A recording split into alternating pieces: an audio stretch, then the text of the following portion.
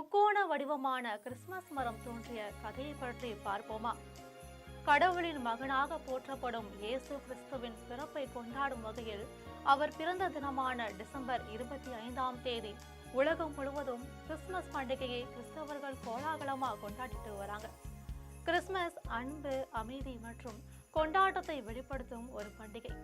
Christmas அன்று குடில் அமைப்பது, அதன் அருகில் கிறிஸ்துமஸ் மரத்தை வைப்பது, அதை விளக்குகளால் அலங்கரிப்பது போன்றவற்றில் கிறிஸ்தவர்கள் ஈடுபடுவாங்க.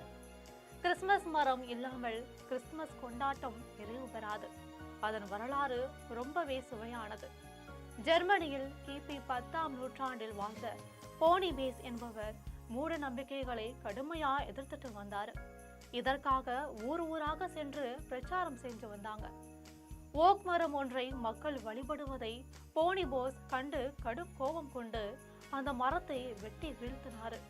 மரம் மீண்டும் துளிர்த்து விடாமல் இருப்பதற்காக அந்த மரத்தின் வேர் பகுதியை அடியோடு பெயர்த்தெடுத்தார். ஆனால் மரம் இருந்த அந்த இடத்திலிருந்து அடுத்த சில தினங்களிலேயே ஓக் மரக்கன்று முளைத்து விறுவிறு என்று வளர்ந்தது. இதை கண்ட மக்கள் இயேசு உயிருடன் மீண்டு எழுந்த உயிர்த்தெழுதலின் அடையாளமா பார்க்க தொடங்கினாங்க. தனது வழிபாட்டை முடித்துக்கொண்டு பேஸ் மீண்டும் அந்த வழியாக திரும்பிய போது தான் வெட்டி போட்ட மரம் மீண்டும் வளர்ந்திருப்பதை கண்டு வியந்து அதன் அடியில் முழங்கால் இட்டு ஜெபம் செய்ய தொடங்கிட்டார்.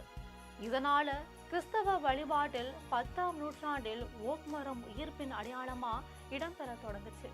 அன்று முதல் கிறிஸ்துமஸ் மரம் பண்டிகையின் முக்கிய அடையாளமா மாறிடுச்சு. 15ஆம் நூற்றாண்டில் டிசம்பர் மாதம் 24ஆம் தேதி ஆதம் ஏவாள் தினமாக கொண்டாடப்படும் வழக்கம் இருந்துச்சு. விளக்கப்பட்ட மரத்தின் கனியை தின்றதால் பாவத்துக்குள் தள்ளப்பட்ட ஏதேன் காலத்தை நினைவு கூறும் விதமாக மரத்தை ஆப்பிள் போன்ற பழங்களால் அலங்கரித்து மக்கள் அந்த நாளை கொண்டாடி வந்தாங்க. இதற்கு பிறகு கிறிஸ்துமஸ் மரமாக அது மாறிடுச்சு. கிறிஸ்துமஸ் மரத்தின் கிளைகள் சிலுவையின் அடையாளத்தை கொண்டு இருப்பது சிறப்பாகும். அதே போல கிறிஸ்துமஸ் மரத்தின் முக்கோண வடிவம் தந்தை, மகன், தூய ஆவி என்னும் இயேசுவின் 3 பரிமாணங்களையும் குறிப்பதாகவும், எனவே இயேசு மனிதம் உருவான நாளை மரத்தை அலங்கரிப்பதன் மூலம் கொண்டாடுவது அதிக அர்த்தமுடையது என்றும் சொல்லப்படுது. மார்ட்டின் லூதர் கிங் பனி வெளியில் நடந்து சென்ற போது சிறு பச்சை மரங்களின் மீது படர்ந்திருந்த பனி வெளிச்சத்தில் அழகுடன் ஒளிர்வதை கண்டார். உடனே ஒரு ஓக் மரத்தை எடுத்து அதை மெழுகுவர்த்திகளால் அலங்கரித்து கிறிஸ்து பிறப்பு விழாவில் பயன்படுத்திட்டார். அன்று முதல் கிறிஸ்தவ விழாக்களில் கிறிஸ்தவ மரம் இடம்பெற்றுச்சு.